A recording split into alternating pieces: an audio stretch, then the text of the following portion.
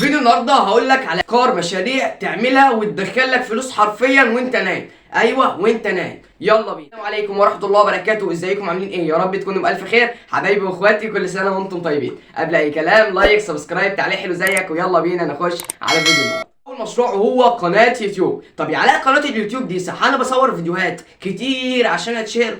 هقول لك ايوه. طب يا علاء دلوقتي القناه واقفه عليا فانا محتاج اصور عشان اجيب فلوس. ماشي، بص يا صاحبي، لما القناه تتشير في ناس هتخليك تعمل اعلانات للشركات وتاخد مقابلها فلوس، يدوك منتج زي اليو جي سي. الناس هتديك منتج تعمل له اعلان، والاعلان اللي انت هتعمله هتاخد مقابله فلوس. طب حلو يا علاء، ما هو دي برضه يا علاء محتاجاني ابقى صاحي. طب حلو يا صاحبي، الفيديوهات اللي انت نزلتها من حوالي سنه ولا سنتين على اليوتيوب هتجيب لك دخل مستمر. كل ما المشاهدات زادت كل ما الدخل بتاعك هيزيد، وده ان شاء الله انا بسعى لتحقيقه. المشروع الثاني وهو بيع الكورسات او الكتب الرقميه. انت مثلا عندك خبره في التمريض، عندك خبره في الطب، عندك خبره في الصيانه، عندك خبره في الكهرباء، عندك خبره في اي حاجه عامه، فهتبدا تعمل كورسات او كتب رقميه وتبيعها للناس. طب ابيعها فين؟ على موقع اسمه ادومي. تمام، انت هتعمل الكورس او هتعمل الكتاب الرقمي بتاعك في حاجه انت فاهم فيها، وهتبدا تسوق لها وتبيعها على موقع أدومي. نيجي بقى على المشروع الثالث وهو الذهب. الذهب احسن حاجه تدخلك فلوس وانت نايم.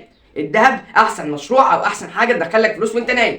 ودايما الذهب حاليا من يوم 9/9 لحد دلوقتي الذهب طالع مش نازل. يعني المخطط البياني بتاعه طالع مش نازل. يعني هو كان في الاول بكام؟ من كام يوم 9/9 ما قفلناش شهر ونص اهو. ده من يوم 9/9 كان بكام؟ كان ب 4800، دلوقتي ب 5850. في فرق شاسع. فانت لو جبت مثلا جرام 2 جرام 3 جرام وركنتهم في الدولاب ونسيتهم، انساهم، بعد شهر شهرين هتلاقي الفلوس بتزيد عمرها ما هتقل، هي في زياده. طب لو قلت عادي هتقل المكسب اللي انت كسبته. يعني انت جبت مثلا الجرام من كام سنه ب1000، حلو، بعد كام يوم الجرام بقى ب2000، يبقى انت كسبت 1000.